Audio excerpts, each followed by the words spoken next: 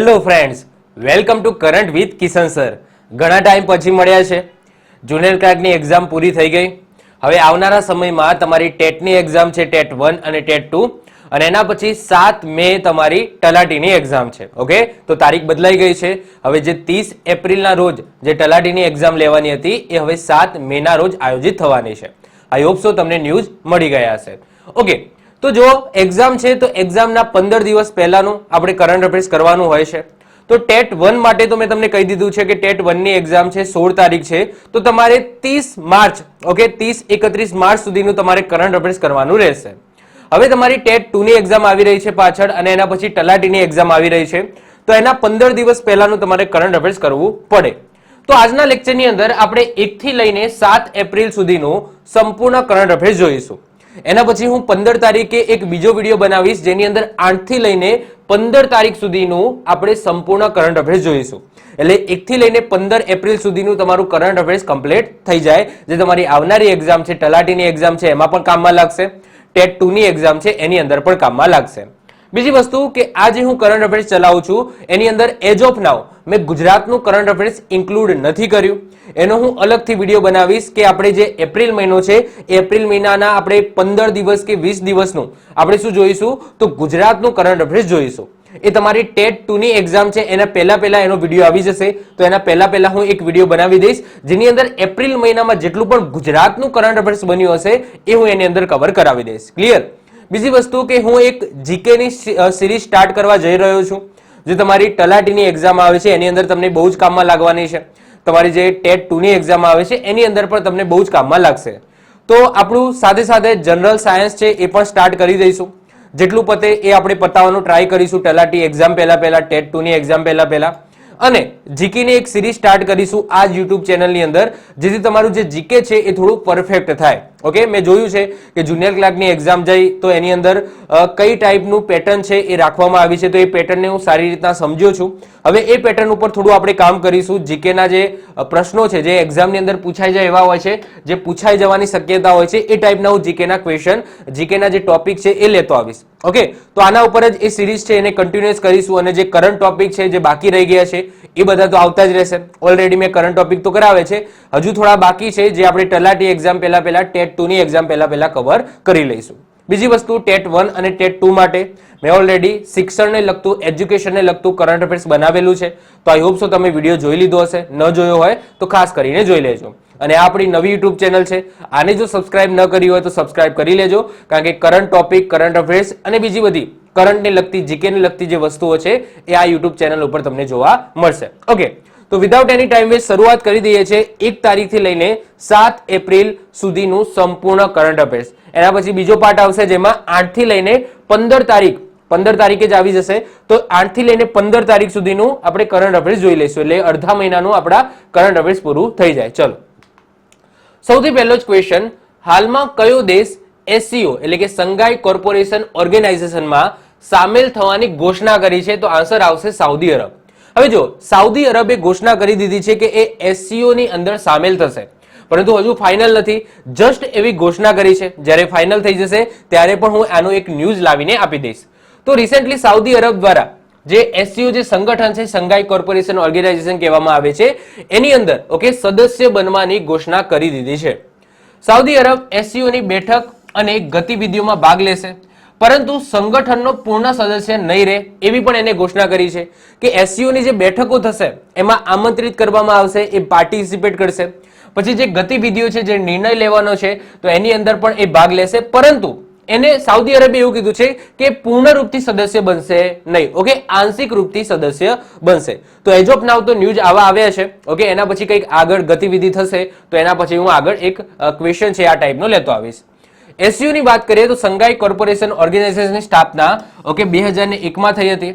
Headquarter યાદ રાખજો સંઘાઈમાં નથી, બીજિંગમાં છે. ઓકે, તમને એવું લાગતું હશે કે નામમાં તમને સંઘાઈ જોવા મળે છે, ચાઇનાના સંઘાઈમાં હશે, તો ના. ક્યાં છે? તો હેડક્વાર્ટર તમને બીજિંગ ચાઇનાની અંદર જોવા મળશે. મેમ્બરની વાત કરીએ તો 8 મેમ્બર છે: ભારત, ચીન, પાકિસ્તાન, રશિયા, કઝાકિસ્તાન, કિર્ગિસ્તાન, તજાકિસ્તાન અને ઉઝબેકિસ્તાન. અને એક નવો જે કહેવાય કે સદસ્ય છે એ એડ થવાની વાત થઈ ગઈ છે, ઈરાન. પણ હજુ એને પ્રોપરલી એડ નથી થયો, એટલા માટે આની અંદર હજુ 8 જ હું લખું છું. નવું લખતો નથી, પરંતુ યાદ રાખજો તમને એવો ક્વેશ્ચન પૂછાય છે કે SCO નો નવો દેશ, ઓકે, નવો સદસ્ય દેશ કયો બન્યો? તો ઈરાન બન્યો છે. અને સાઉદી અરબે ઘોષણા કરી છે, ઓકે, જસ્ટ હજુ ઘોષણા કરી છે, જ્યારે ઈરાનની વાતચીત સ્ટાર્ટ થઈ ગઈ છે, ઓકે, પ્રોસેસ સ્ટાર્ટ થઈ ગઈ છે, પણ હજુ પ્રોપરલી એ SCO ની અંદર આવ્યો નથી. તો મેમ્બર પૂછાય છે તો મેમ્બર તમે 8 અથવા તો જો 9 આપેલો હોય ઓપ્શનમાં તો તમે 9 ટીક કરી શકો છો, કારણ કે ઈરાન છે એ નવો બન્યો છે. ક્લિયર? આગળ વાત કરીએ SCO ની 2023 માં અધ્યક્ષતા કોની પાસે છે? તો આપણા ભારત પાસે છે. G20 ની અધ્યક્ષતા પણ ભારત પાસે છે. SCO ની પણ અધ્યક્ષતા 2023 માં કોની પાસે છે? તો આપણા ભારત પાસે છે. આગળ વાત કરીએ 1 એપ્રિલ 2023 થી યુપીઆઈ મર્ચન્ટ ટ્રાન્ઝેક્શન ઉપર કેટલા ટકા ચાર્જ લાગશે? તો આન્સર આવશે 1.1% ચાર્જ લાગશે. તો હમણાં જ તમને આ ટાઈપના ન્યૂઝ છે એ તમને જોવા મળ્યા હશે કે હવે જો તમે 2000 ઉપરનું યુપીઆઈ ટ્રાન્ઝેક્શન કરશો તો એના ઉપર અમુક ચાર્જ લાગશે. તો એ વસ્તુ ટોટલી ખોટી છે. આને પ્રોપરલી સમજો. જો નોર્મલ વ્યક્તિઓ માટે એટલે કે તમારા જેવા મારા જેવા લોકો માટે જે મર્ચન્ટ નથી, જે વેપારી નથી, એમને કોઈ પણ ટાઈપનો ચાર્જ આપવાની જરૂર નથી. તમે તમારા ફ્રેન્ડને પૈસા ટ્રાન્સફર કરો છો 2000 કે 2000 થી વધારે, તો એના ઉપર કોઈ પણ જાતનો ટ્રાન્ઝેક્શન ચાર્જ નથી લાગવાનો. તમે તમારા વોલેટથી, ઓકે, કોઈ વેપારીને તમે આપો છો પૈસા, તો એ વેપારીને તમે આપો છો તો પણ તમારા ઉપર કોઈ ચાર્જ લાગવાનો નથી. ચાર્જ કોને લાગશે? વેપારીને લાગશે. હવે જો શું છે એકચ્યુઅલી આ વસ્તુને સમજો તમે.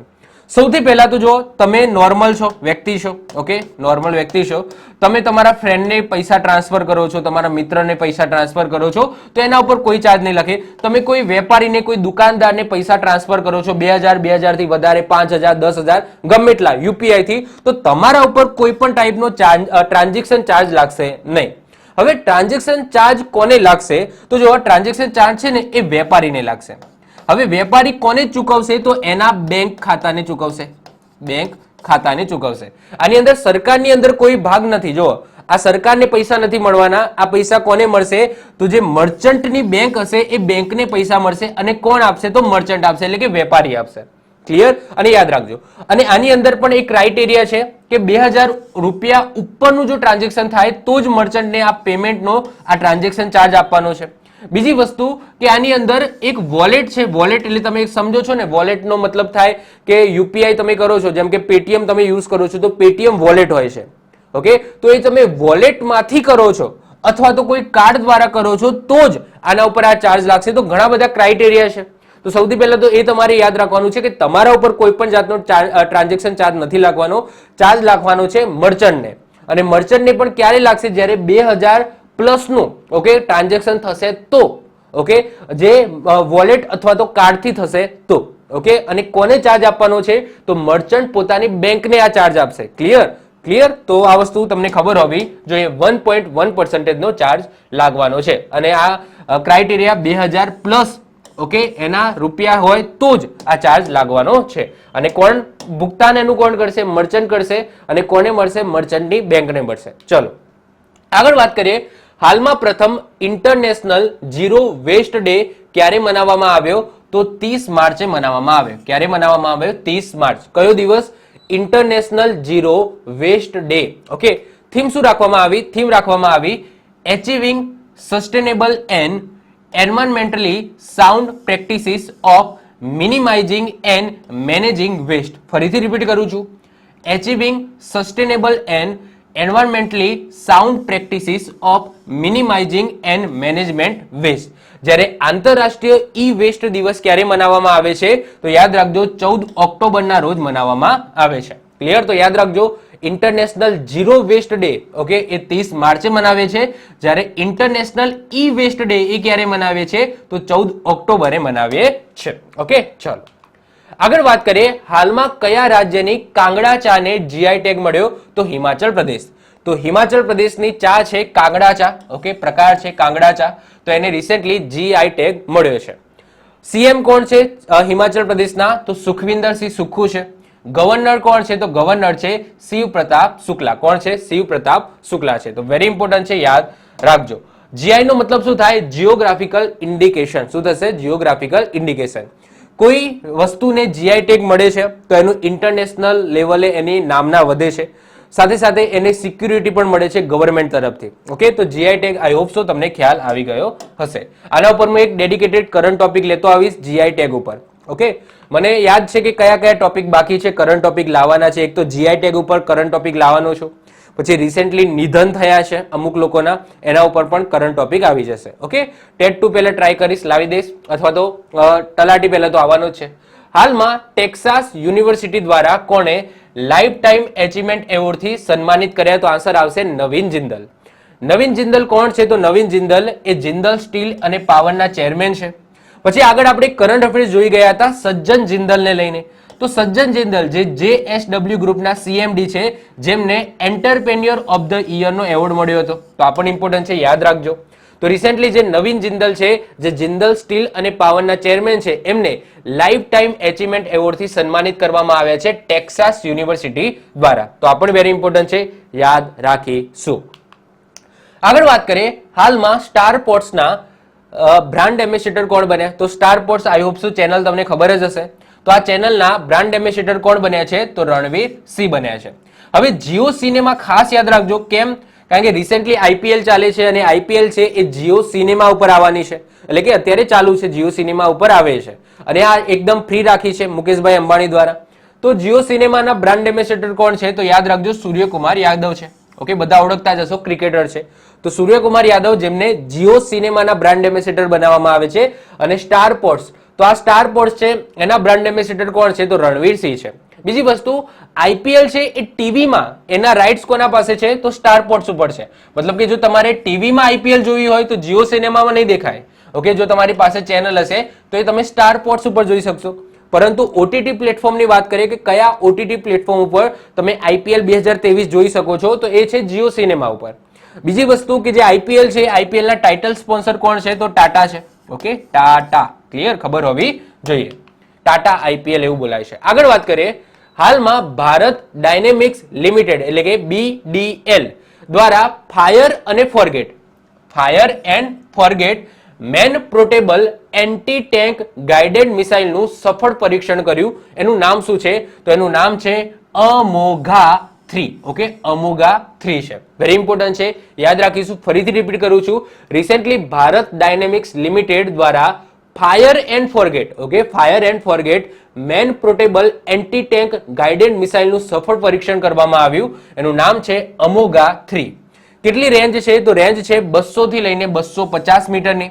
ભારત ડાયનેમિક્સ લિમિટેડની વાત કરીએ તો સ્થાપના 1970 માં થઈ હતી અને CMD એટલે કે ચીફ મેનેજિંગ ડાયરેક્ટર કોણ છે? તો સિદ્ધાર્થ મિશ્રા છે. કોણ છે? સિદ્ધાર્થ મિશ્રા છે, વેરી ઇમ્પોર્ટન્ટ છે, યાદ રાખીશું. આગળ વાત કરીએ, હાલમાં 100% વિદ્યુતીકરણ રેલવે નેટવર્ક વાળું ભારતનું પ્રથમ રાજ્ય કયું બની ગયું છે? તો આન્સર આવશે હરિયાણા. એટલે કે હરિયાણાની અંદર જેટલી પણ ટ્રેનો ચાલે છે એ બધી કઈ રીતના ચાલે છે? વિદ્યુતથી ચાલે છે, એટલે કે ઇલેક્ટ્રિસિટીથી ચાલે છે. તો હવે કોલસો કે એનાથી હવે હરિયાણાની અંદર કોઈ પણ એવી ટ્રેન નથી રહી જે કોલસાથી ચાલતી હોય અથવા તો બીજા કહેવાય કે નોન રિન્યુએબલ એનર્જીથી ચાલતી હોય. હવે જેટલી પણ હરિયાણાની અંદર ટ્રેનો છે એ બધી કઈ રીતના ચાલે છે? તો વિદ્યુતથી ચાલે છે. તો રિસેન્ટલી વિદ્યુતીકરણ રેલવે નેટવર્ક વાળું ભારતનું પ્રથમ રાજ્ય કયું બની ગયું છે? તો હરિયાણા રાજ્ય બની ગયું છે. હાલમાં રેલ મંત્રાલય દ્વારા હરિયાણામાં સંપૂર્ણ રેલવે નેટવર્કનું વિદ્યુતીકરણ કરી દેવામાં આવ્યું છે. હવે સંપૂર્ણ ભારતમાં રેલવેનું વિદ્યુતીકરણ કરવાનું લક્ષ્ય ક્યાં સુધીનું છે? તો આ વર્ષના એન્ડિંગ સુધીનું છે કે 2023 સુધીનું. તો આ વર્ષના એન્ડિંગ સુધી ભારતની અંદર જેટલી પણ ટ્રેનો છે તો કોલસાવાળી બધી બંધ થઈ જશે અને જેટલી પણ ટ્રેનો છે એનું વિદ્યુતીકરણ કરી દેવામાં આવશે.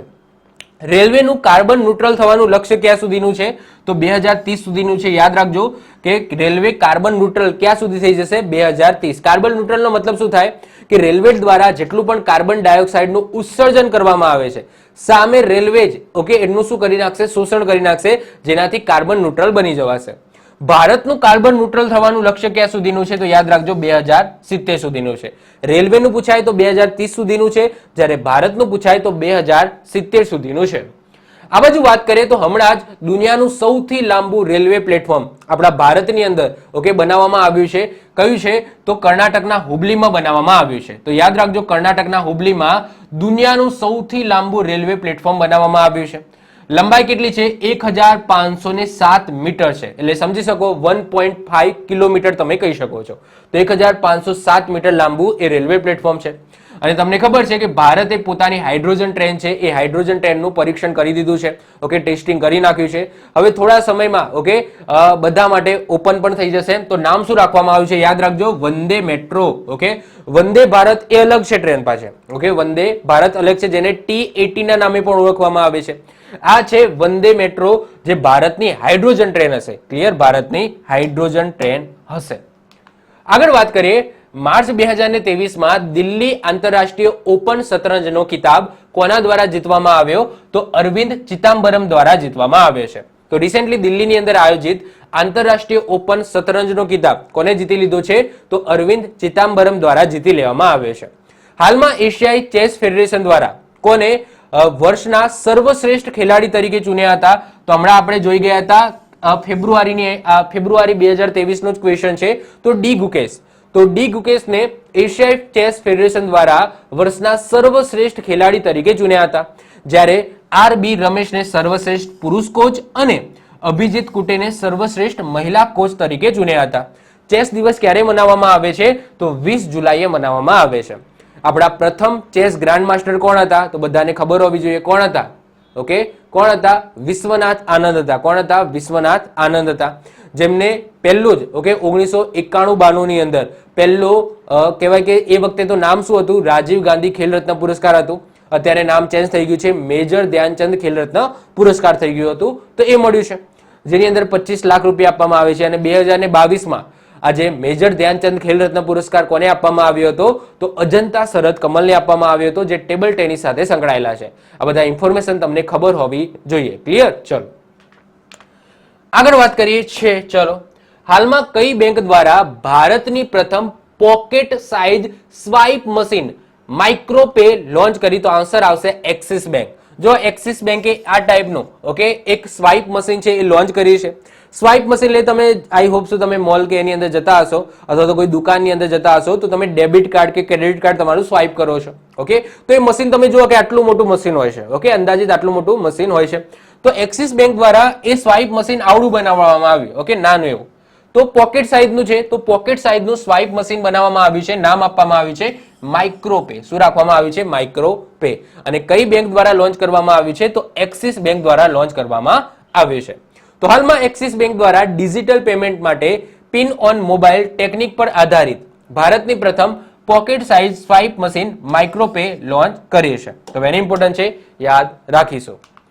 આગળ વાત કરીએ, હાલમાં આંતરરાષ્ટ્રીય બોક્સિંગ સંઘના નવા ઉપાધ્યક્ષ કોને બનાવવામાં આવ્યા? તો અજયસિંહને બનાવવામાં આવ્યા.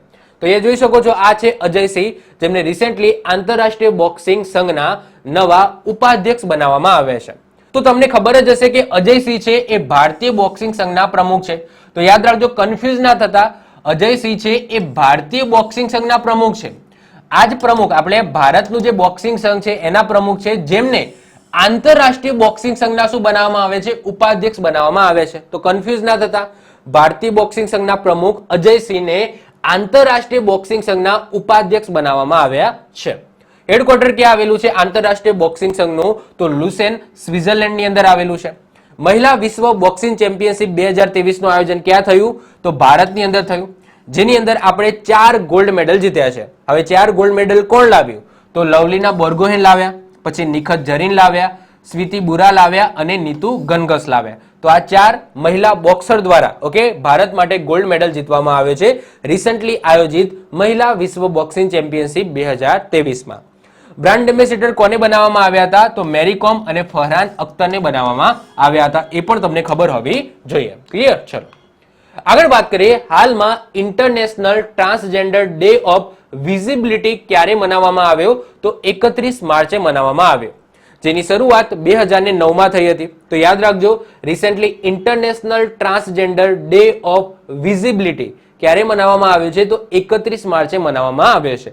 શરૂઆત 2009માં કરવામાં આવી હતી. આગળ વાત કરીએ, હાલમાં કોને સ્વિસ ઓપન 2023 યુગલનો કિતાબ જીતી લીધો? યુગલનો મતલબ શું થાય? ડબલ. ઓકે, એટલે કે બે પ્લેયર સાથે રમતા હોય એટલે યુગલ કહેવાય. તો સ્વિસ ઓપન 2023 યુગલનો કિતાબ કોને જીતી લીધો છે? તો ચિરાગ શેટ્ટી અને સાત્વિક સાઈરાજ દ્વારા જીતી લેવામાં આવ્યો છે. તો આગળ પણ ચર્ચામાં રહેલા એવા ચિરાગ શેટ્ટી અને સાત્વિક સાઈરાજ જેમને રિસેન્ટલી સ્વિસ ઓપન 2023 યુગલનો કિતાબ જીતી લીધો છે. યાદ રાખીશું, વેરી વેરી ઇમ્પોર્ટન્ટ છે. આગળ વાત કરીએ, હાલમાં આર્ટન કેપિટલ દ્વારા જારી પાસપોર્ટ ઇન્ડેક્સ 2023માં ભારતનો ક્રમ કયો રહ્યો? તો 144મો રહ્યો. હવે જો બે સંસ્થાઓ છે આ રીતના પાસપોર્ટ ઇન્ડેક્સ બહાર પાડે છે. એક તો આગળ આપણે જે રેગ્યુલર આપણે ભણતા આવીએ છીએ, રેગ્યુલર આપણે વાંચતા હોય છે, એ છે હેનલે પાસપોર્ટ. તો હેનલે પાસપોર્ટ દ્વારા પણ ઓકે પાસપોર્ટનો ઇન્ડેક્સ બહાર પાડવામાં આવે છે. અને એક બીજી છે આર્ટન કેપિટલ, એમના દ્વારા પણ પાસપોર્ટ ઇન્ડેક્સ બહાર પાડવામાં આવે છે. હવે સૌથી પહેલા હેનલે પાસપોર્ટની વાત કરી લઈએ. તો આગળ મેં ઓલરેડી કીધેલું છે.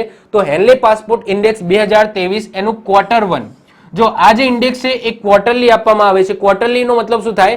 દર 3 મહિને આપવામાં આવે છે. ક્વાર્ટરલી દર 3 મહિને આપવામાં આવે છે, એટલે કે એક વર્ષમાં 4 ઇન્ડેક્સ બહાર પડે છે હેનલે પાસપોર્ટના. તો એનું જે Q1 છે એમાં ભારતનો ક્રમ 85મો આવ્યો છે અને પ્રથમ ક્રમે જાપાન છે. હવે વાત કરીએ કે આર્ટન કેપિટલ દ્વારા જારી જે પાસપોર્ટ ઇન્ડેક્સ છે એની અંદર ભારતનો ક્રમ કયો આવ્યો? 144મો આવ્યો. અને પ્રથમ ક્રમે એમને કોને રાખ્યું હતું? તો યુએઈ ને રાખ્યું છે. તો પ્રથમ ક્રમે યુએઈ છે અને ભારતનો ક્રમ 144મો. હવે ઓલરેડી મેં ઇન્ડેક્સ 2023 ઉપર વિડીયો બનાવેલો છે, તો એ વિડીયો તમે ખાસ જોઈ લેજો, જેની અંદર આપણે 2023ના મહત્વના ઇન્ડેક્સની ચર્ચા કરી છે. થોડા આપણે રિપીટ કરી લઈએ. તો વિશ્વ આતંકવાદ સૂચકાંકમાં પ્રથમ ક્રમે કોણ છે? અફઘાનિસ્તાન છે. ભારતનો ક્રમ કયો છે? 13મો છે. પછી વર્લ્ડ હેપીનેસ ઇન્ડેક્સની વાત કરીએ તો એમાં ભારતનો ક્રમ 126મો છે. પહેલા ક્રમે ફિનલેન્ડ છે. પછી આંતરરાષ્ટ્રીય આઈપી નો મતલબ થાય ઇન્ટેલેક્ચ્યુઅલ પ્રોપર્ટી સૂચકાંકની અંદર ભારતનો ક્રમ કયો છે? 42મો છે. પ્રથમ ક્રમે યુએસએ છે. ગ્લોબલ ફાયર પાવર ઇન્ડેક્સ એની અંદર ભારતનો ક્રમ ચોથો છે. પહેલા ક્રમે યુએસએ છે. આઈક્યુ એર રિપોર્ટ અનુસાર દુનિયાના સૌથી પ્રદૂષિત દેશોમાં ભારત કયા સ્થાન ઉપર છે? તો ભારત 8મા સ્થાન ઉપર છે. સૌથી પ્રદૂષિત દેશની વાત કરીએ તો પહેલા સ્થાને છે ચાડ નામનો દેશ. સૌથી પ્રદૂષિત શહેરની વાત કરીએ તો એમાં પાકિસ્તાનનું લાહોર છે એ પહેલા ક્રમે છે. અને ભારતનું સૌથી પ્રદૂષિત શહેરની વાત કરીએ તો ભિવાડી શહેર એ ભારતનું સૌથી પ્રદૂષિત શહેર છે. ક્યાં આવેલું છે? રાજસ્થાનની અંદર આવેલું છે. અને એ દુનિયાની વાત કરીએ તો દુનિયામાં એ 3જા ક્રમે આવે છે. ક્લિયર? તો આ બધા ઇન્ફોર્મેશન છે એ વેરી ઇમ્પોર્ટન્ટ છે, એક્ઝામની અંદર બની શકે. ચલો વધીએ છીએ આગળ. આગળ વાત કરીએ, હાલમાં કેન્દ્ર સરકારે કેટલા વર્ષથી ઉપરના લોકોને સાક્ષર કરવા એક નવી યોજના ન્યૂ ઇન્ડિયા લિટરેસી પ્રોગ્રામ શરૂ કર્યો? તો આન્સર આવશે 15 વર્ષ. તો રિસેન્ટલી સરકાર દ્વારા 15 વર્ષથી ઉપરના લોકો માટે લોકોને સાક્ષર કરવા, લિટરેસીનો મતલબ શું થાય? સાક્ષરતા. ઓકે, લિટરેસીનો મતલબ શું થાય? સાક્ષરતા. સાક્ષરતા એટલે શું? ભણેલા ગણેલા. ઓકે, તો રિસેન્ટલી 15 વર્ષથી ઉપરના લોકો માટે એમને સાક્ષર કરવા માટે એક પ્રોગ્રામ શરૂ કર્યો છે new India literacy. Okay, very important છે, યાદ રાખીશું. તો હાલમાં સરકારે 15 વર્ષ અને તેનાથી વધારે ઉંમર ધરાવતા લોકોને સાક્ષર કરવા માટે નવી યોજના ન્યૂ ઇન્ડિયા લિટરેસી પ્રોગ્રામ શરૂ કર્યો. હાલમાં શિક્ષા મંત્રાલય અનુસાર કયા રાજ્યમાં સાક્ષરતા દર સૌથી ઓછો હતો? તો બિહાર. કેટલો? 61.8%. સૌથી વધારે કેરળમાં છે, કેટલું? 94%. અને ગુજરાત સાક્ષરતા દર કેટલો છે? તો 78%. ઓકે, આ જે શિક્ષા મંત્રાલય દ્વારા 2023માં જે રિપોર્ટ બહાર પાડ્યો એ અનુસાર વાત કરું છું. ઓકે, તમારી ચોપડી જોડે કમ્પેર કરતા નહીં. આ રિસેન્ટલી આવેલા નવા ડેટા પ્રમાણે કહું છું કે ગુજરાતનો સાક્ષરતા દર કેટલો છે? 78% છે. ક્લિયર? ચલો આગળ વાત કરીએ. 1 એપ્રિલ 2023ના રોજ કયા રાજ્યના મુખ્યમંત્રી દ્વારા સ્કૂલ ચલો અભિયાન 2023 લોન્ચ કર્યું? તો આન્સર આવશે યુપી. તો રિસેન્ટલી યુપી સરકાર, યોગી આદિત્યનાથ સરકારે રિસેન્ટલી સ્કૂલ ચલો અભિયાન 2023 લોન્ચ કર્યું છે. ઉદ્દેશ્ય એ છે કે યુપીના પ્રાથમિક અને માધ્યમિક સ્કૂલમાં વિદ્યાર્થીઓનું 100% નામાંકન કરવું. તમને ખબર છે કે રિસેન્ટલી સ્કૂલો ઉઘડી છે. ઓકે, અને યુપી સરકાર દર વર્ષે આવું કરે છે. મતલબ કે દર વર્ષે જ્યારે સ્કૂલ ઉઘડવાનો ટાઈમ હોય, ઓકે, સ્કૂલ શરૂ થવાનો ટાઈમ હોય તો એ વખતે આ સ્કૂલ ચલો અભિયાન છે એ શરૂ કરવામાં આવે છે, જેનાથી મેક્સિમમ લોકો છે એ સ્કૂલોની અંદર પોતાનું નામાંકન કરે. નામાંકન મતલબ કે એડમિશન કરાવે. આ મેન એનો ઉદ્દેશ્ય હોય છે. લોન્ચ ક્યાંથી કર્યું? તો લોન્ચ લખનૌથી કર્યું છે. અને લખનૌ કઈ નદીના કિનારે આવેલું છે? તો ગોમતી નદીના કિનારે આવેલું છે. પેલું કહેવાય છે ને કે સાપથી કરડેલો હોય એ સોરી એવું કંઈક આવે છે ને કે સાપથી કરડેલો હોય એ છાસ પણ ફૂંકી ફૂંકીને પીવે, એવું કંઈક છે. ઓકે, તો રિસેન્ટલી તમને ખબર છે કે આપણી જે એક્ઝામ ગઈ જુનિયર ક્લાર્કની એક્ઝામ, એની અંદર નદીને લઈને એક જોડકું હતું. ઓકે, તો જોડકું અથવા તો કંઈક ક્વેશ્ચન હતો. તો હવે હું એ પણ સાથે સાથે મને એવું લાગે છે કે અમુક કોઈ શહેરો આવે છે તો એ શહેરોને અંદર જે નદી હોય છે એ શહેર કઈ નદીના કિનારે હોય છે એ પણ હું સાથે સાથે જણાવતો રહું. ઓકે, મે બી તમારા એક્ઝામની અંદર પૂછાઈ જાય, તમને કામમાં લાગી જાય. જેમ કે કોલકાતા છે, હુગલી નદીના કિનારે છે. એ વેરી ઇમ્પોર્ટન્ટ છે. કેમ? કારણ કે રિસેન્ટલી હુગલી નદીમાંથી ઓકે આપણી પ્રથમ અંડર વોટર મેટ્રો છે એ પસાર થવાની છે. તો તમને એવું પણ પૂછાય જાય કોલકાતાને લઈને કરંટ અફેર્સનો ક્વેશ્ચન હોય તો ડાયરેક્ટ પૂછાય જાય કે ભાઈ કોલકાતા કઈ નદીના કિનારે છે? હુગલી નદીના કિનારે છે. લખનૌને લઈને કોઈ ક્વેશ્ચન આવે, લખનૌ કઈ નદીના કિનારે છે? ગોમતી નદીના કિનારે છે. ક્લિયર? તો આઈ થિંક તમને યમુનાનો કઈ ક્વેશ્ચન તમને પૂછ્યો હતો. ઓકે, તો આવું તમને કદાચ ક્વેશ્ચન પૂછાય જાય નદીને લઈને તો એના ઉપર પણ હું એક જીકે નો વિડીયો બનાવી દઈશ. ઓકે, કે કયું શહેર કઈ નદીના કિનારે છે તો એના ઉપર તો વિડીયો બનાવીશ, પણ હવે જ્યારે કરંટ અફેર્સ ચલાવીશ એમાં કોઈ શહેર આવશે તો એનું સાથે સાથે નદીનું નામ પણ લખતો રહીશ. પછી એક બીજું પ્રખ્યાત છે હૈદરાબાદ. હૈદરાબાદ કઈ નદીના કિનારે છે? મૂસી નદીના કિનારે છે. આ બધા તમને ખબર હોવા જોઈએ. ગુજરાતના તો તમને ખબર હશે. ઓકે, રાજકોટ આજી નદીના કિનારે, પછી દ્વારકા ગોમતી નદી, આવું તમે તો મતલબ કે આવું તમે વાંચેલું હશે, પણ કદાચ ભારતનું નહીં વાંચ્યું હોય તો એના માટે હું એક જીકે નો વિડીયો બનાવી દઈશ. ચલો આગળ વાત કરીએ. હાલમાં નાટોનો 31મો દેશ કયો બન્યો? તો આન્સર આવશે ફિનલેન્ડ. હવે મોસ્ટ આઈએમપી છે. ભલે ભારત એ નેટો, આ જે નેટો કહેવાય છે અથવા અમુક લોકો નાટો બોલતા હોય છે, અમુક લોકો નેટો બોલતા હોય, તો આ જે નેટોનો સદસ્ય નથી, પરંતુ વેરી ઇમ્પોર્ટન્ટ છે કારણ કે જે રશિયા અને યુક્રેનની જે વોર ચાલે છે એના પાછળ જવાબદાર કોણ છે? તો આ નેટો સંગઠન છે. નેટો સંગઠન છે એ યુએસએ દ્વારા બનાવવામાં આવ્યું હતું જ્યારે દ્વિતીય વિશ્વયુદ્ધ પૂરું થયું હતું. એના પછી આ બનાવવામાં આવ્યું હતું. અને આ કેમ બનાવવામાં આવ્યું હતું? તો જે રશિયા છે રશિયાને કાઉન્ટર કરવા માટે બનાવવામાં આવ્યું હતું. આની અંદર જે દેશ છે એ દેશો બધા કહેવાય કે ભેગા મળીને ઓકે રશિયા સામે કાઉન્ટર અટેક કરવા માટે આમ તો બનાવવામાં આવ્યું હતું. હવે આના ઉપર મેં એક ડેડિકેટેડ વિડીયો બનાવેલો છે કે ભાઈ રશિયા અને યુક્રેનની વોર કેમ છે. તો એના અંદર આ નેટો છે, આ નેટો કન્ટ્રીનું મેં ડીપમાં તમને ખ્યાલ આપ્યો છે. તો આઈ હોપ સો આના ઉપર પણ મને એવું લાગે છે કે એક ડેડિકેટેડ વિડીયો હોવો જોઈએ, કારણ કે જે જુનિયર ક્લાર્કની એક્ઝામ ગઈ તો એમાં યુક્રેનના પાડોશી દેશો તમને પૂછી લીધા હતા કે યુક્રેન દેશને કઈ કઈ બોર્ડર અડે છે. તો આના ઉપર એક વિડીયો તો બનતા હોય તો એના ઉપર હું એક અલગથી એક વિડીયો લાવી દઈશ જેમાં નેટો કન્ટ્રીની વાત કરીશું, યુક્રેનની વાત કરીશું, રશિયાની થોડી વાત કરીશું. ચલો એજ ઓફ નાવ તો જે નેટો છે આ નેટોનો 31મો દેશ કયો બને છે? તો ફિનલેન્ડ બને છે. અને આ વેરી ઇમ્પોર્ટન્ટ છે કારણ કે ફિનલેન્ડ છે એ રશિયા સાથે બોર્ડર ધરાવે છે. અને અત્યારે જે રશિયાએ યુક્રેન ઉપર જે કહેવાય છે આક્રમણ કર્યું છે એ પાછળનું કારણ એ જ હતું કે યુક્રેન છે એ નેટોનો સદસ્ય બનવા માંગતો હતો. ઓકે, એટલા માટે રશિયાને ગમતું ન હતું અને એટલા માટે રશિયાએ યુક્રેન ઉપર અટેક કરેલો છે. હવે જો બીજો એક દેશ જે રશિયાની બાજુમાં જ આવેલો છે ફિનલેન્ડ, એ હવે નેટોની અંદર જોઈન થઈ ગયો. ઓકે, તો સમજી શકો છો. સૌથી પહેલા નેટોની વાત કરીએ તો ફૂલ ફોર્મ છે નોર્થ એટલાન્ટિક ટ્રીટી ઓર્ગેનાઇઝેશન. સ્થાપના 4 એપ્રિલ 1949 ના રોજ થઈ હતી. હેડક્વાર્ટર આવેલું છે બ્રુસેલ્સ, બેલ્જિયમ. સદસ્યો કેટલા છે? તો 31 સદસ્યો થઈ ગયા છે. હવે યાદ રાખજો, અત્યાર સુધી 30 હતા, હવે 31 થઈ ગયા છે. મહાસચિવ કોણ છે? તો જેન્સ સ્ટ્રેલરોસબર્ગ છે. કોણ છે? જેન્સ સ્ટ્રેલરોસબર્ગ. હવે જો આની અંદર એક આર્ટિકલ નંબર 5 છે. હવે આર્ટિકલ નંબર આપણા બંધારણનો નથી, આ જે નેટો સદસ્ય છે આમનું એક પોતાનું એક બંધારણ છે અને બંધારણની અંદર અમુક આર્ટિકલ લખેલા છે. આ આર્ટિકલમાંથી આર્ટિકલ નંબર 5 છે એ વેરી ઇમ્પોર્ટન્ટ છે. કેમ ઇમ્પોર્ટન્ટ છે? કારણ કે આની અંદર શું લખેલું છે ધ્યાનથી સમજો કે નેટો એક સૈન્ય સંગઠન છે જે સંગઠન સામૂહિક સુરક્ષા વ્યવસ્થા બનાવે છે, જે અંતર્ગત અને કોઈ પણ સદસ્ય દેશ પર હુમલો થશે, એટલે કે નેટો કન્ટ્રીના કોઈ પણ સદસ્ય ઉપર હુમલો થશે તો નેટોના સદસ્યો ભેગા થઈને સામેવાળા દેશ પર હુમલો કરશે. તો આર્ટિકલ 5 ની અંદર એવું લખેલું છે કે જે નેટો કન્ટ્રી છે એ નેટો કન્ટ્રીના કોઈ પણ સદસ્યો ઉપર જો હુમલો થાય છે તો એવું સમજવામાં આવશે કે નેટોના દરેક સદસ્ય ઉપર હુમલો થયો અને નેટોના દરેક સદસ્યો ભેગા મળીને એ સામેવાળા દેશ ઉપર હુમલો કરશે. તો તમે સમજી શકો છો કે અહીંયા નેટો છે એ શું કરવા બનાવવામાં આવ્યું છે? તો રશિયા આ જે યુએસએ છે આ નેટોનું એક્સપાન્ડ કરવા માંગે છે કે મેક્સિમમ જે દેશો છે એ નેટોની અંદર આવી જાય, જેનાથી રશિયા છે એકલું પડી જાય. તો કાલ ઉઠીને રશિયા છે એ સમજી લો કે નેટોના કોઈ પણ સદસ્ય ઉપર આક્રમણ કરે છે તો બધા દેશો સાથે મળીને રશિયા ઉપર આક્રમણ કરશે. ક્લિયર? તો આના ઉપર તો એક મોટો વિડીયો જાય એવો છે, પરંતુ એજ ઓફ નાઉ ટૂંકમાં સમજી લો. આગળ વાત કરીએ, હાલમાં કયા રાજ્યની સરકારે પથશ્રી રસ્તાશ્રી પરિયોજના શરૂ કરી. કેવું સરસ મજાનું નામ છે, પથશ્રી. ઓકે, પથશ્રી રસ્તાશ્રી પરિયોજના શરૂ કરી. તો આન્સર આવશે પશ્ચિમ બંગાળ. ઉદ્દેશ્ય એ છે કે પશ્ચિમ બંગાળના 22 જિલ્લામાં 12,000 કિલોમીટર રસ્તાનું નિર્માણ કરવું અને ગામ સાથે કનેક્ટિવિટી લાવવી. કેપિટલ કઈ છે? કોલકાતા છે. હુગલી નદીના કિનારે આવેલું છે. મુખ્યમંત્રી કોણ છે? મમતા બેનર્જી છે. ગવર્નર કોણ છે? CV આનંદ બોઝ છે, નવા બન્યા છે.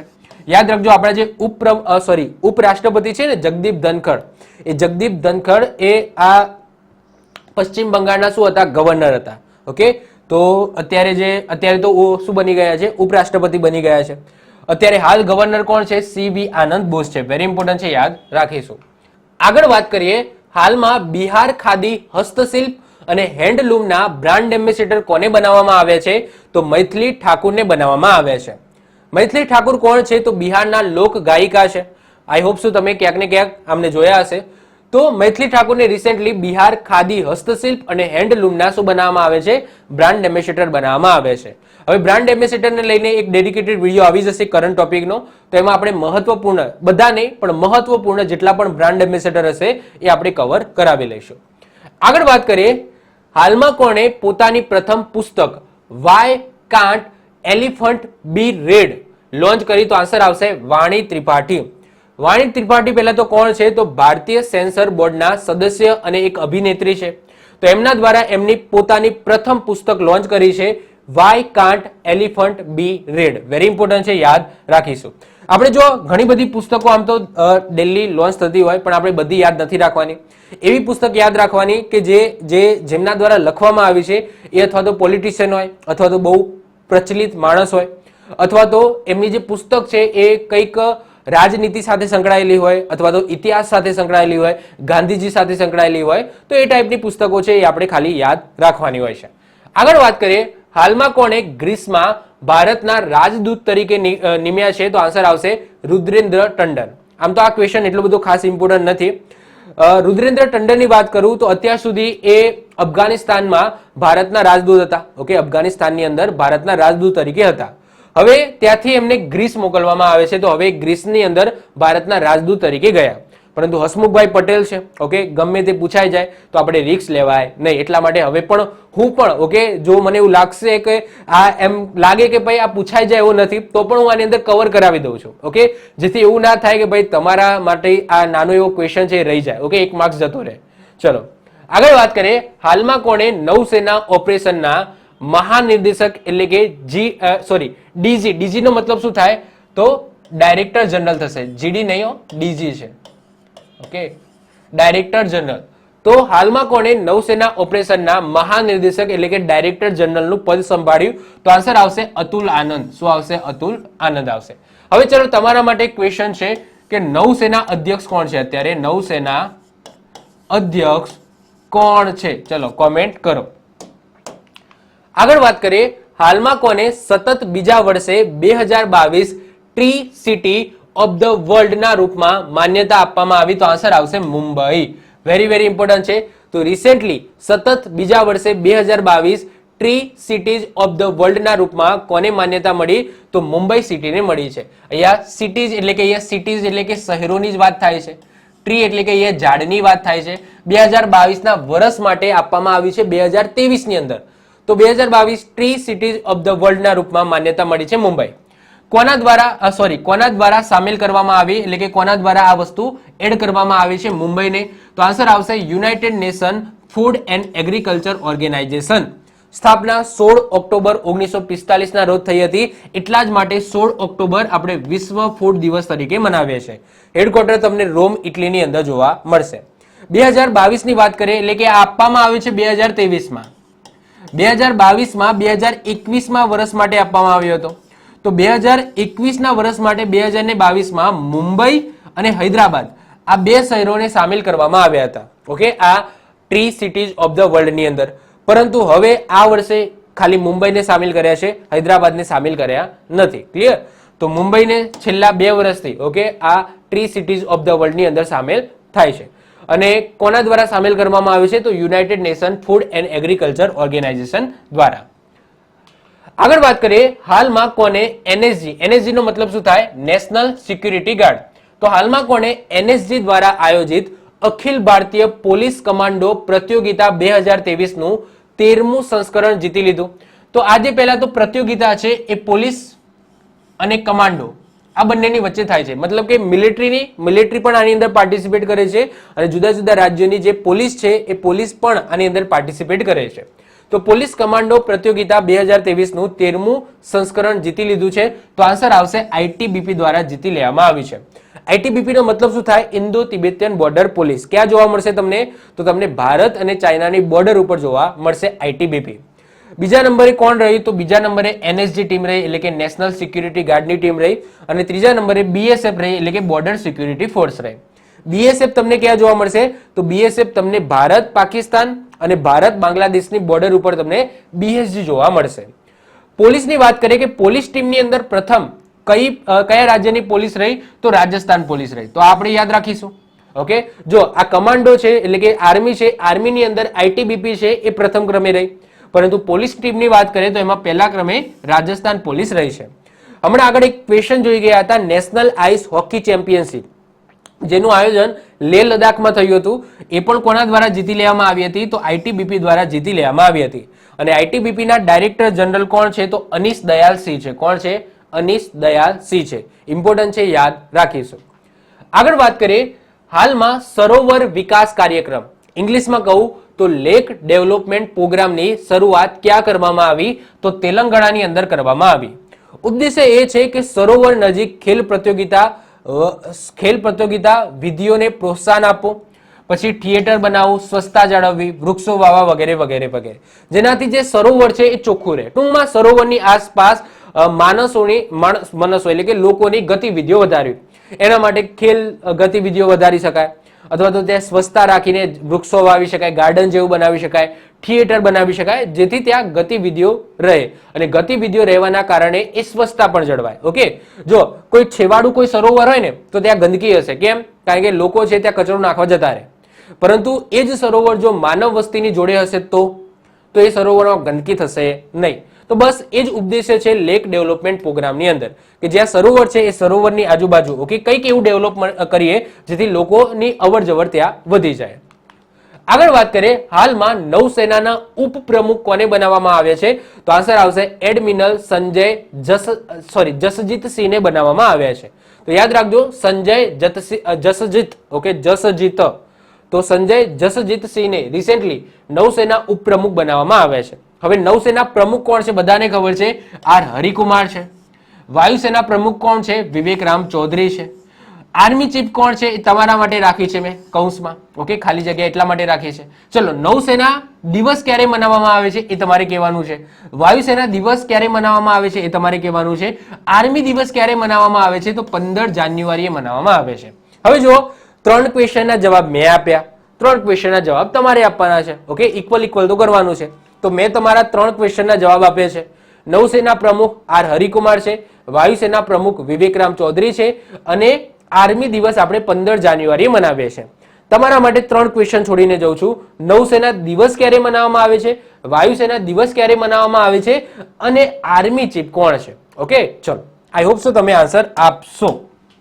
આગળ વાત કરીએ હાલમાં નાસાના મૂન ટુ માર્સ પ્રોગ્રામના પ્રથમ પ્રમુખના રૂપમાં કોને નિયુક્ત કરવામાં આવ્યા? તો અમિત ક્ષત્રિયને નિયુક્ત કરવામાં આવ્યા છે. હવે અમિત ક્ષત્રિય એટલા માટે ઇમ્પોર્ટન્ટ છે કારણ કે ભારતીય મૂળના છે. તો ભારતીય અમેરિકી વૈજ્ઞાનિક છે અમિત ક્ષત્રિય, જેમને રિસેન્ટલી નાસાનો એક પ્રોગ્રામ છે મૂન ટુ માર્સ, આ પ્રોગ્રામના પ્રમુખના રૂપમાં નિયુક્ત કરવામાં આવ્યા છે. વેરી ઇમ્પોર્ટન્ટ ક્વેશ્ચન છે, યાદ રાખીશું. આગળ વાત કરીએ હાલમાં 30 માર્ચ કયા રાજ્યના મુખ્યમંત્રી દ્વારા વેયકોમ, ઓકે વાયકોમ પણ બોલવામાં આવે છે અથવા તો વેકોમ બોલવામાં આવે છે, વેકોમ સત્યાગ્રહના ઉપલક્ષ્યમાં 1 વર્ષ ચાલનારા ઉત્સવની ઘોષણા કરી? તો આન્સર આવશે તમિલનાડુ. તો રિસેન્ટલી તમિલનાડુના મુખ્યમંત્રી છે M.K. સ્ટાલિન, જેમના દ્વારા એક ઘોષણા કરવામાં આવી છે. વેકોમ સત્યાગ્રહ થયો હતો ક્યારે? 1924માં. હવે સૌથી પહેલા સત્યાગ્રહ શું છે એ સમજી લો, એનાથી તમને આ ઉત્સવ છે એ ખબર પડી જશે. તો 30 માર્ચ 1924માં કેપી કેશવન વ્યક્તિ છે, એમના નેતૃત્વમાં એક સત્યાગ્રહ થયો હતો. હવે સત્યાગ્રહ કેમ થયો હતો કે એક મંદિર હતું, એ મંદિરના પૂજારીઓ છે એ જે કહેવાય કે નીચી વર્ણના લોકો હોય, નીચી વર્ણના લોકો હોય એમને મંદિરની અંદર પ્રવેશ કરવા દેતા હતા નહીં. એટલે કે એ સમયે છૂત અછૂતની જે કહેવાય કે રીતિ રિવાજ છે એ ચાલતા હતા, તો એના કારણે મંદિરની અંદર પ્રવેશ મળતો હતો નહીં. પરંતુ કેપી કેશવનના નેતૃત્વમાં સત્યાગ્રહ કર્યો અને સત્યાગ્રહ લડીને ઓકે આ જે છૂત અછૂત એટલે કે જે નીચી વર્ણના લોકો છે જેમને મંદિરમાં પ્રવેશ મળતો ન હતો એ બધાએ મંદિરની અંદર પ્રવેશ કર્યો હતો અને મંદિરમાં પ્રવેશ કરવાના કારણે એ બધા લોકોને બંદી બનાવી દેવામાં આવ્યા હતા અને આ ઘટનાને વૈકોમ સત્યાગ્રહ કહેવામાં આવે છે. ઓકે, વૈકોમ સત્યાગ્રહ કહેવામાં આવે છે. તો આ તારીખ જો 30 માર્ચ, તો ગઈ 30 માર્ચના રોજ ઓકે તો વૈકોમ સત્યાગ્રહ થયો હતો. તો એમની યાદમાં અથવા તો એ વૈકોમ સત્યાગ્રહના ઉપલક્ષમાં જે તમિલનાડુના મુખ્યમંત્રી છે એમ કે સ્ટાલિન, એમને એક ઉત્સવ, 1 વર્ષ ચાલનાર ઉત્સવની ઘોષણા કરી છે. તો વેરી ઇમ્પોર્ટન્ટ છે, યાદ રાખીશું. ગવર્નર કોણ છે? તો R.N. રવિ છે. R.N. રવિ છે. ચલો આગળ વાત કરીએ. હાલમાં T20 ક્રિકેટમાં 300 વિકેટ લેનાર પ્રથમ ભારતીય બોલર કોણ બની ગયા છે? તો યુજવેન્દ્ર ચહલ બની ગયા છે, જેમને 265 મેચમાં 300 વિકેટ લીધી. 265 મેચમાં 300 વિકેટ લીધી. ઓકે, અત્યારે IPL ચાલે છે તો IPL ની અંદર જ ઓકે આ એમને જે 300 વિકેટ લેવાનો જે ગોલ છે એ પૂરો કર્યો છે. તો એજ ઓફ નાઉ 265 મેચમાં એમને 300 વિકેટ લીધી છે. યુજવેન્દ્રસિંહ ચહલ જે T20 ક્રિકેટની અંદર 300 વિકેટ લેનાર પ્રથમ ભારતીય બોલર બની ગયા છે. ઓકે, પછી પ્લસ માઇનસ થતું રહે, મતલબ કે એજ ઓફ નાવ તો પહેલા ક્રમે છે, પછી ભવિષ્યમાં કદાચ બીજા પણ આવી શકે છે. ઓકે, પણ એજ ઓફ નાવ યાદ રાખીશું પહેલા ક્રમે કોણ છે? યુજવેન્દ્ર ચહલ છે. આગળ વાત કરીએ. ભારત અને કયા દેશની વચ્ચે સ્લિનેક્સ ઓકે સ્લિનેક્સ 2023 યુદ્ધ અભ્યાસનું આયોજન થયું? તો નામથી જ ખબર પડી જાય છે, શ્રીલંકા. તો જો શ્રીલંકા એટલે કે સ્લિનેક્સ એટલે કે SL એનાથી બની જશે શ્રીલંકા, IN એનાથી બની જશે ઇન્ડિયા અને EX થી બની જશે એક્સરસાઇઝ. તો નામથી જ ખબર પડી જાય એવું છે, સ્લિનેક્સ એટલે કે શ્રીલંકા ઇન્ડિયા એક્સરસાઇઝ. તો સ્લિનેક્સ નામનું યુદ્ધ અભ્યાસ કોની સાથે કર્યું આપણે? તો શ્રીલંકા સાથે કર્યું. તો ભારત અને શ્રીલંકાની વચ્ચે નેવલ યુદ્ધ અભ્યાસ છે, યાદ રાખજો, નૌસેના યુદ્ધ અભ્યાસ છે. 10મા નંબરનું સંસ્કરણ હતું. ક્યાં આયોજિત થયું? તો શ્રીલંકાના કોલંબોની અંદર આયોજિત થયું. શ્રીલંકા સાથે આપણે બીજા કયા નામનું યુદ્ધ અભ્યાસ કરીએ છીએ? તો મિત્ર શક્તિ નામનું યુદ્ધ અભ્યાસ કરીએ છીએ. તો મિત્ર શક્તિ અને સ્લિનેક્સ આ બંને યુદ્ધ અભ્યાસ આપણે કોની સાથે કરીએ છીએ? શ્રીલંકા સાથે કરીએ છીએ. હવે 2023માં જેટલા પણ યુદ્ધ અભ્યાસ થયા છે એનો મેં ડેડિકેટેડ વિડીયો બનાવેલો છે. આઈ હોપ સો તમે જોયો હશે, ન જોયો હોય તો જોઈ લેજો. અત્યારે થોડા હું રિવાઇઝ કરાવી દઉં છું. જેમ કે બોલ્ડ કુરુક્ષેત્ર નામનું યુદ્ધ અભ્યાસ આપણે સિંગાપુર સાથે કર્યું. વીર ગાર્જિયન ધર્મા ગાર્જિયન નામનું યુદ્ધ અભ્યાસ જાપાન સાથે કર્યું. ચક્રવાત 1 અથવા તો સાયક્લોન 1 જે પહેલું સંસ્કરણ છે ઇજિપ્ત સાથે કર્યું. વરુણ ફ્રાન્સ સાથે કર્યું. પ્રલય નામનું યુદ્ધ અભ્યાસ ભારતીય વાયુસેનાનું ઇન્ટરનલ યુદ્ધ અભ્યાસ છે. એમ્પેક્સ નામનું યુદ્ધ અભ્યાસ નૌસેના, વાયુસેના અને આર્મી ત્રણેય પાંખનું યુદ્ધ અભ્યાસ છે. તર્કસ નામનું યુદ્ધ અભ્યાસ એ ભારતના NSG કમાન્ડો અને USA ના SOF કમાન્ડો વચ્ચે થયું. દસ્ટલીક નામનું યુદ્ધ અભ્યાસ છે એ ઉઝબેકિસ્તાન સાથે કર્યું. ટ્રોપેક્સ નામનું યુદ્ધ અભ્યાસ છે એ ભારતીય નૌસેનાનું દર 2 વર્ષે આયોજિત થતું ઇન્ટરનલ યુદ્ધ અભ્યાસ છે. ડેઝર્ટ ફ્લેગ 8 આ બહુરાષ્ટ્રીય યુદ્ધ અભ્યાસ છે જેનું આયોજન UAE ની અંદર કરવામાં આવ્યું અને કોબ્રા વોરિયર એ પણ બહુરાષ્ટ્રીય યુદ્ધ અભ્યાસ છે જેનું આયોજન UK ની અંદર કરવામાં આવ્યું. વેરી ઇમ્પોર્ટન્ટ છે, યાદ રાખીશું. આગળ વાત કરીએ. હાલમાં અર્જુન એવોર્ડ જીતનાર પ્રથમ ક્રિકેટરનું નિધન થયું. એમનું નામ શું હતું? તો એમનું નામ હતું સલીમ દુરાની. સલીમ દુરાની એ કોણ હતા? તો એવા ક્રિકેટર જેમને પહેલો અર્જુન એવોર્ડ મળ્યો હતો. તો વેરી ઇમ્પોર્ટન્ટ છે, એક્ઝામની અંદર પૂછાય. તો અર્જુન એવોર્ડ જીતનાર પ્રથમ ક્રિકેટરનું નિધન થયું. એમનું નામ હતું સલીમ દુરાની. એમનું નિધન 88 વર્ષના સમયગાળા પછી થયું. સલીમ દુરાની જેમને ભારત માટે 29 ટેસ્ટ મેચ રમી 1961માં અર્જુન એવોર્ડ જીતનાર એ પ્રથમ ક્રિકેટર હતા. વેરી ઇમ્પોર્ટન્ટ છે, રિસેન્ટલી એમનું નિધન થયું છે એટલા માટે વેરી ઇમ્પોર્ટન્ટ છે. 88 વર્ષની ઉંમરે એમનું નિધન થયું છે રિસેન્ટલી. તો યાદ રાખીશું સલીમ દુરાની. ઓકે, આગળ વાત કરીએ. હાલમાં લુઆંચરી પહેરીને લુઆંચરી ઓકે હું શું છે એ કહું છું. લુઆંચરી પહેરીને માઉન્ટ કિલીમંજારો, આ કિલીમંજારો કોને ફતેહ કર્યો? તો અંજલિ શર્મા દ્વારા ફતેહ કરવામાં આવે છે. સૌથી પહેલા તો એક શબ્દ આવે છે લુઆંચરી. તો લુવાંચરી એટલે શું છે? તો હિમાચલ પ્રદેશનો પારંપરિક પોશાક જેને લુવાંચરી કહેવામાં આવે છે, એ તમે જોઈ શકો છો. તો આ હિમાચલ પ્રદેશનો પારંપરિક પોશાક પહેરેલો છે. કોના દ્વારા? અંજલિ શર્મા દ્વારા. તો એને લુવાંચરી કહેવામાં આવે છે. હવે એમને કયું માઉન્ટેન ફતેહ કર્યું છે? તો કિલીમંજારો ફતેહ કર્યું છે. હવે કિલીમંજારો ક્યાં આવેલું છે?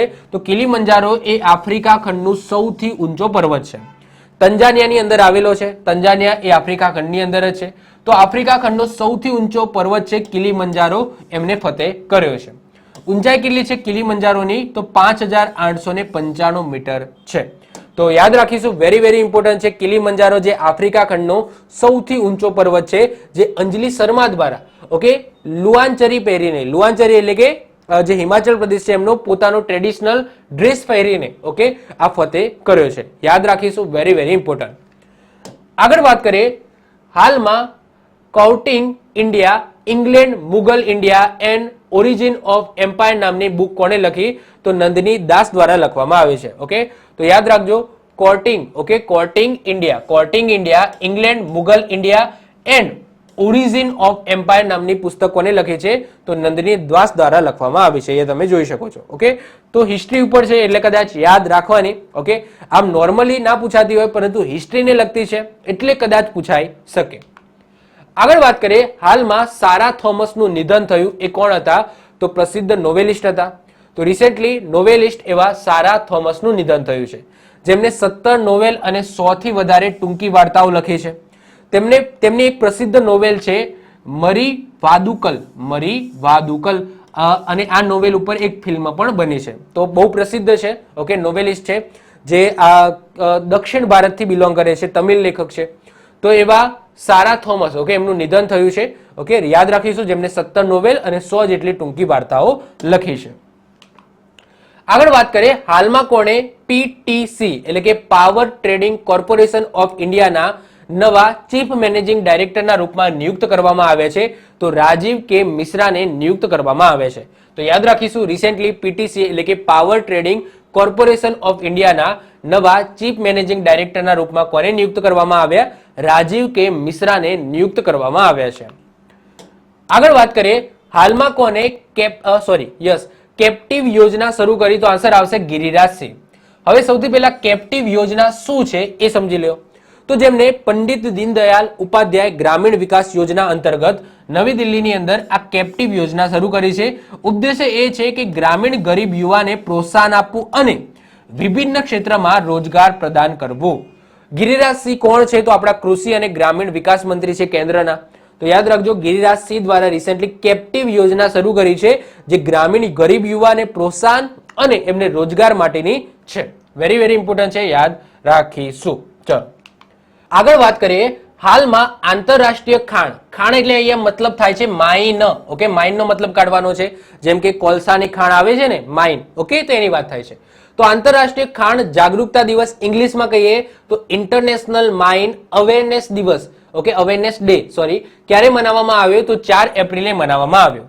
થીમ શું રાખવામાં આવી? Mine action can not wait. Very important છે, mine action can not wait. ઉદ્દેશ્ય એ છે કે બારૂદ સુરંગો માટે જાગૃતતા લાવી. કોઈક વખત શું થાય છે, માઇનની અંદર લોકો જતા રહે છે, એમને ખબર નથી હોતી કે ત્યાં માઇન ઓકે માઇન એટલે કે બીજો અર્થ થાય છે બોમ્બ. ઓકે, તો અહીંયા તમે જોઈ શકો છો કે આ ટાઈપનો બોમ્બ પણ હોય છે, જે માઇન્સની અંદર માઇન્સ બિછાયેલા હોય છે. એવું આવું તમે બધા મૂવીની અંદર સાંભળ્યું હશે ને કે માઇન્સ લગાયેલા છે. માઇન્સ એટલે શું? વન ટાઈપ ઓફ બોમ્બ, જેના ઉપર પગ પડવાથી ઓકે એ ફૂટી જાય.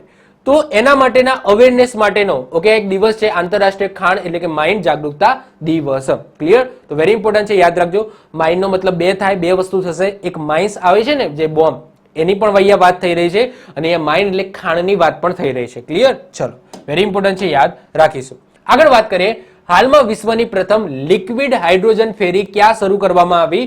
તો નોર્વેની અંદર શરૂ કરવામાં આવી.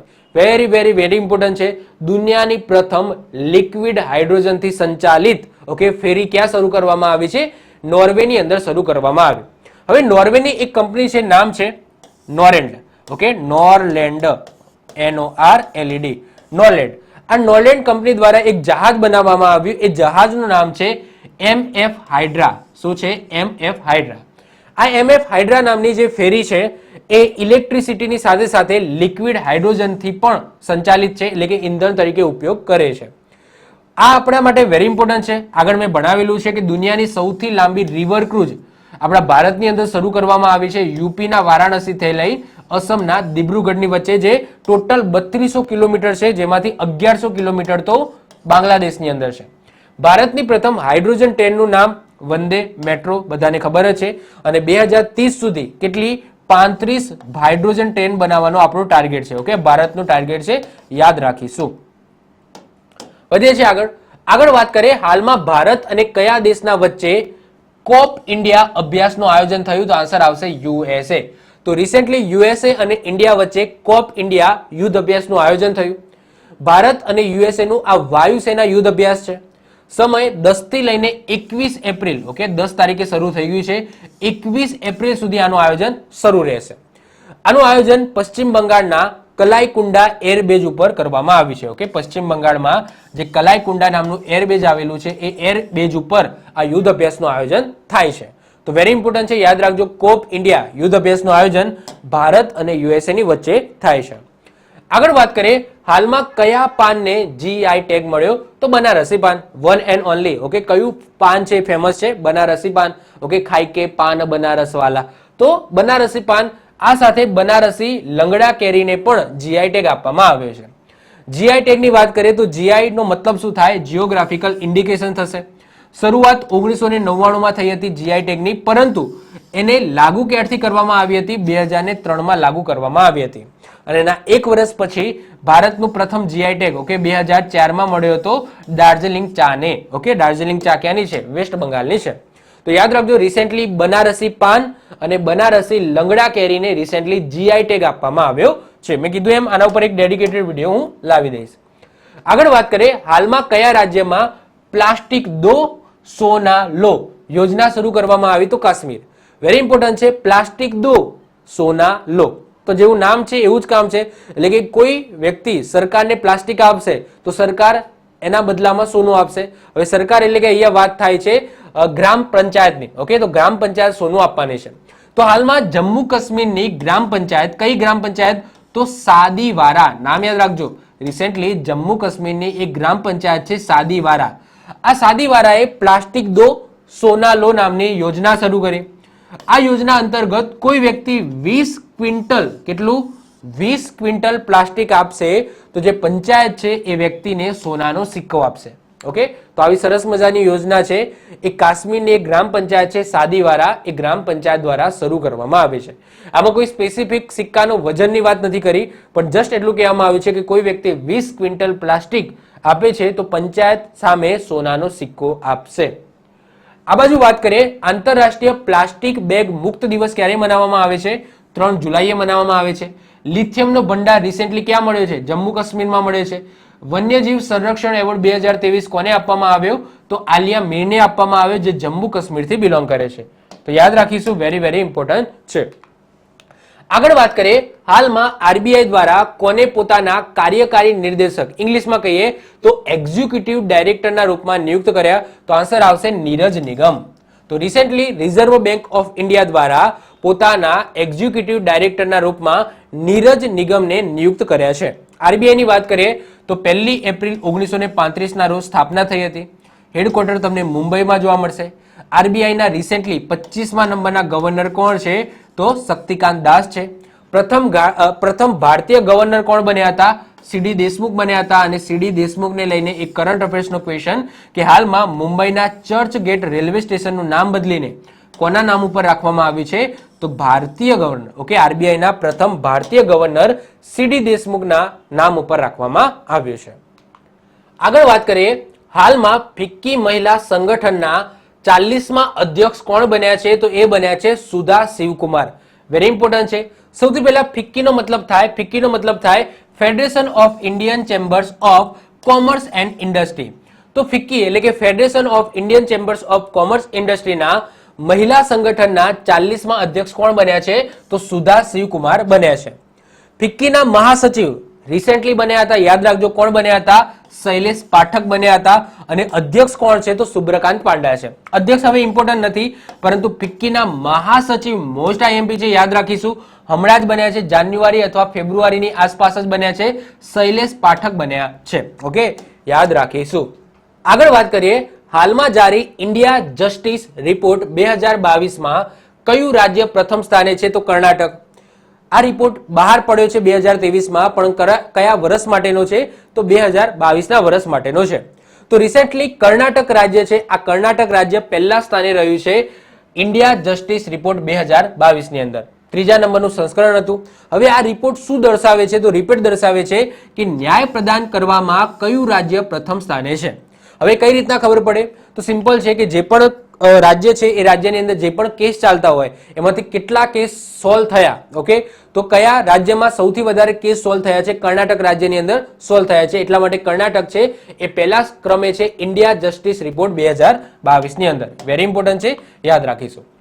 આગળ વાત કરીએ, રાષ્ટ્રીય સમુદ્ર દિવસ એટલે કે નેશનલ મેરીટાઈમ ડે ક્યારે મનાવવામાં આવ્યો? તો રિસેન્ટલી 5 એપ્રિલે મનાવવામાં આવ્યો. તો યાદ રાખજો, રાષ્ટ્રીય સમુદ્ર દિવસ એટલે કે નેશનલ મેરીટાઈમ ડે, ઓકે, 5 એપ્રિલે મનાવ્યો. જ્યારે આંતરરાષ્ટ્રીય સમુદ્ર દિવસ ક્યારે મનાવવામાં આવે છે? તો સપ્ટેમ્બર મહિનાના છેલ્લા ગુરુવારે મનાવવામાં આવે છે. સમુદ્ર શક્તિ, જો સમુદ્ર શબ્દ આવે છે તો એક યુદ્ધ અભ્યાસ આવે છે, સમુદ્ર શક્તિ નામનો યુદ્ધ અભ્યાસ, જે ભારત કયા દેશ સાથે કરે છે? ઇન્ડોનેશિયા સાથે કરે છે. રાષ્ટ્રીય સમુદ્ર વિરાસત પરિષદ ક્યાં બનાવવામાં આવશે? તો આપણા અમદાવાદના લોથલની અંદર બનાવવામાં આવશે. એ પણ તમને ખબર હોવી જોઈએ, જેને આપણે સમુદ્ર સંગ્રહાલય આપણે ઘણી વખત રિપીટ કર્યું છે કે ક્યાં બનાવવામાં આવશે? સમુદ્ર સંગ્રહાલય લોથલની અંદર બનાવવામાં આવશે. રાષ્ટ્રીય સમુદ્ર વિરાસત પરિષદ તમે કહી શકો, આ પ્રોપર શબ્દ છે, રાષ્ટ્રીય સમુદ્ર વિરાસત પરિષદ ક્યાં બનાવવામાં આવશે? લોથલની અંદર બનાવવામાં આવશે. આગળ વાત કરીએ, હાલમાં માનવ વન્યજીવ સંઘર્ષ પર પ્રથમ વૈશ્વિક સંમેલન ક્યાં આયોજિત કરવામાં આવી? તો બ્રિટનની અંદર આયોજિત કરવામાં આવી. વેરી ઇમ્પોર્ટન્ટ છે, યાદ રાખીશું. ઓકે, ઉદ્દેશ્ય એ છે કે માનવ વન્યજીવ સંઘર્ષ છે એનો અંત લાવવો. જો કોઈક વખત શું થતું હોય કે માણસ છે એ પોતાના જાત માટે અથવા તો પોતાના વ્યવસાય માટે ઘણા બધા વન્યજીવો છે એને મારી નાખતો હોય છે. વન્યજીવ છે એ કોઈક વખત શું થતું હોય છે? તો વન્યજીવ કોઈક વખત જેમ કે હાથીની વાત કરીએ તો હાથી છે એ કોઈ વસ્તીની અંદર જતો રહે, ત્યાંના જે ઘરો છે ઘરોને ઉજાડ દે. તો આ રીતના મનુષ્ય અને વન્યજીવ વચ્ચે સંઘર્ષ ચાલતું હોય છે. તો બસ એનું નિરાકરણ લાવવા માટે, એનો અંત લાવવા માટે, અથવા તો એના માટે પોસિબિલિટી શું છે, કઈ રીતના એનો અંત લાવી શકાય, કઈ રીતના સંઘર્ષ છે એને ઓછું કરી શકાય, એના માટે પ્રથમ વૈશ્વિક સંમેલનનું આયોજન કરવામાં આવ્યું. ક્યાં? બ્રિટનની અંદર. ઓકે, યાદ રાખીશું. આગળ વાત કરીએ, એપ્રિલ 2023માં પ્રિવેન્શન ઓફ બ્લાઇન્ડનેસ અઠવાડિયાનું આયોજન ક્યારે કરવામાં આવી રહ્યું છે? તો 1 થી લઈને 7 એપ્રિલ. ઓકે, તો ગઈ 1 થી લઈને 7 April, okay, prevention of blindness અઠવાડિયાનું આયોજન કરવામાં આવ્યું. નામથી જ ખબર પડી જાય છે, જે અંધાપો છે એ અંધાપાને આપણે કઈ રીતના રોકી શકીએ. કારણ કે અત્યારનું તમે જુઓ કે મોબાઈલ છે, મોબાઈલ વધી રહ્યા છે, કોમ્પ્યુટર વધી રહ્યા છે, બધાના કામ 24 કલાક, ઓકે, મોબાઈલને અને કમ્પ્યુટરની અંદર થઈ જશે છે, જેનાથી ભવિષ્યની અંદર અંધાપો આવી શકે છે. તો ઉદ્દેશ્ય એ છે કે અંધાપન, ઓકે, અંધાપનના કારણને રોકથામ કરવું, એટલે કે જે વસ્તુથી અંધાપો આવે છે, ઓકે, એને રોકવું ટૂંકમાં. ઓકે, તો એના માટેનું એક અઠવાડિયું આપણે રિસેન્ટલી સેલિબ્રેટ કર્યું છે 1 થી લઈને 7 એપ્રિલ. ઓકે, યાદ રાખીશું, prevention of blindness. Okay, prevention of blindness એટલે કે અંધાપાને રોકવું. આગળ વાત કરીએ, હાલમાં ગાંધી સિયાસત ઓર સાંપ્રદાયિકતા નામનું પુસ્તક કોણે લખ્યું છે? તો પિયુષ બબેલે દ્વારા લખવામાં આવ્યું છે. ઓકે, તો એ જોઈ શકો છો, ગાંધી સિયાસત ઓર સાંપ્રદાયિકતા, આ પુસ્તક કોને લખ્યું છે? તો પિયુષ બબેલે દ્વારા લખવામાં આવ્યું છે. પછી બે પુસ્તકો વેરી ઇમ્પોર્ટન્ટ છે, યાદ રાખજો. એજ ગુડ એજ માય વર્ડ, આ પુસ્તક કોને લખ્યું છે? તો KM ચંદ્રશેખર દ્વારા લખવામાં આવી છે. અને વિક્ટરી સિટી નામનું જે પુસ્તક છે કોના દ્વારા લખવામાં આવ્યું છે? તો સલમાન રુશ્દી દ્વારા લખવામાં આવી છે. બીજી વસ્તુ કે બુક અને ઓથરને લઈને મેં ઓલરેડી એક વિડીયો બનાવેલો છે, તો એ વિડીયો તમે જોઈ લેજો. એની અંદર જે પણ મહત્વપૂર્ણ બુક છે અને એના ઓથર કોણ છે એ મેં એની અંદર જણાવ્યા છે. આગળ વાત કરીએ, હાલમાં ડિઝાસ્ટર રિસાયલન્સ ઇન્ફ્રાસ્ટ્રક્ચરની 5મી આંતરરાષ્ટ્રીય સંમેલનનું આયોજન ક્યાં થયું? તો આયોજન નવી દિલ્હીની અંદર થયું. થીમ રાખવામાં આવી delivering resilience and inclusive infrastructure. Very important છે, યાદ રાખજો. તો ડિઝાસ્ટર રિસાયલન્સ ઇન્ફ્રાસ્ટ્રક્ચરની 5મી આંતરરાષ્ટ્રીય સંમેલનનું આયોજન નવી દિલ્હીમાં થયું. થીમ રાખવામાં આવી delivering resilience and inclusive infrastructure. Okay, યાદ રાખીશું. સંબોધન કોને કર્યું હતું? તો નરેન્દ્રભાઈ મોદી દ્વારા સંબોધન કરવામાં આવ્યું હતું. આગળ વાત કરીએ, 1 એપ્રિલ 2023ના રોજ કયા ટાઈગર રિઝર્વ દ્વારા પ્રોજેક્ટ ટાઈગર રિઝર્વના રૂપમાં 50 વર્ષ પૂરા કર્યા? તો આન્સર આવશે બાંદીપુર ટાઈગર રિઝર્વ. તો તમને ખબર હોય કે project tiger, okay, project tiger ક્યારે શરૂ કરવામાં આવ્યો હતો? 1973 શરૂ કરવામાં આવ્યો હતો. અને એ ઉપલક્ષમાં આ project tiger reserve, okay, 1 April 2023 ના રોજ, ઓકે, આ જે ટાઈગર રિઝર્વ, જે બાંદીપુર ટાઈગર રિઝર્વ છે, એ ટાઈગર, જે પ્રોજેક્ટ ટાઈગર છે એના રૂપમાં, ઓકે, 50 વર્ષ એને પૂરા કર્યા છે. તમને આ યાદ રાખજો, છેલ્લો ટાઈગર રિઝર્વ હમણાં જ બન્યો છે યુપી ની અંદર, 53મો. તો 53મો ટાઈગર રિઝર્વ, ઓકે, એ ક્યાં બનાવવામાં આવ્યો છે? તો રાણીપુર ટાઈગર રિઝર્વ, જે યુપી ની અંદર બનાવવામાં આવે છે. યાદ રાખીશું, વેરી ઇમ્પોર્ટન્ટ છે. અને બાંદીપુર ટાઈગર રિઝર્વ ની વાત કરીએ તો એ ક્યાં આવેલો છે? કર્ણાટકની અંદર આવેલો છે. તો યાદ રાખીશું, કર્ણાટકમાં આવેલો બાંદીપુર ટાઈગર રિઝર્વ, જે આપણે tiger reserve, okay, project tiger જે શરૂ કર્યો હતો એના ઉપલક્ષમાં 50 વર્ષ એને પૂરા કર્યા છે અને કર્ણાટકમાં આવેલો છે. યાદ રાખીશું, વેરી ઇમ્પોર્ટન્ટ છે. આગળ વાત કરીએ, હાલમાં વિશ્વ બેંક દ્વારા એફઆઈ એટલે ફાઇનાન્શિયલ યર 2023-24માં ભારતનો જીડીપી ગ્રોથ રેટ કેટલો રહેવાનો અનુમાનિત કર્યો છે? તો 6.3%. સૌથી પહેલા તો ગયા વર્ષે કેટલો હતો? તો ગયા વર્ષે 6.6% રાખવાનો હતો, ઓકે, જે ઘટીને 6.3 એવો અનુમાનિત કર્યો છે. તો ભારતનો જે કહેવાય કે જે જીડીપી રેટ છે, ઓકે, જે ગયા વર્ષે 6.6% હતો, એ આ વર્ષે ઘટીને 6.3 થઈ જશે. આવું કોને કીધું છે? તો આવું વિશ્વ બેંક એટલે કે વર્લ્ડ બેંક દ્વારા કહેવામાં આવ્યું છે. તો રિસેન્ટલી વર્લ્ડ બેંક દ્વારા ફાઇનાન્શિયલ યર 2023-24માં ભારતનો જીડીપી ગ્રોથ રેટ કેટલો રહેવાનો અનુમાન કર્યો છે? 6.3% કર્યો છે. વર્લ્ડ બેંકની વાત કરીએ તો સ્થાપના 1944માં થઈ હતી. 189 દેશો આના સદસ્ય છે વર્લ્ડ બેંકના. અને અધ્યક્ષ કોણ છે? તો અજય બંગા છે. વેરી ઇમ્પોર્ટન્ટ છે, યાદ રાખજો, અધ્યક્ષ કોણ છે? અજય બંગા છે. અજય બંગા એ પહેલા એવા ભારતીય મૂળના છે જે વર્લ્ડ બેંકના અધ્યક્ષ બન્યા હોય. તો એટલા માટે વેરી ઇમ્પોર્ટન્ટ છે, અધ્યક્ષ કોણ છે? અજય બંગા છે. ઓકે, તો આ સાથે 1 તારીખથી લઈને 7 તારીખનું જેટલું પણ કરંટ અફેર્સ બનતું હતું એ મેં અહીંયા રજૂ કરી લીધું. હવે નેક્સ્ટ વિડીયો આવશે જેમાં 8 તારીખથી લઈને 15 તારીખનું જેટલું પણ કરંટ અફેર્સ બને છે એ આપણે જોઈ લઈશું. ક્લિયર? તો જો તમને વિડીયો ગમતો હોય તો વિડીયોને લાઈક કરી દો, મિત્રો સાથે શેર કરી દો. જો તમે આ ચેનલ પર નવા હો તો ચેનલને સબસ્ક્રાઇબ કરીને બાજુમાં રહેલું બેલ આઇકન દબાવી દો, જેથી કોઈ નવો વિડીયો અપલોડ કરું તેની નોટિફિકેશન તમને મળતી રહે અને તમારો કોઈ પણ વિડીયો મિસ ના થાય. તો મળીશું નેક્સ્ટ લેક્ચરમાં. Bye, all the best.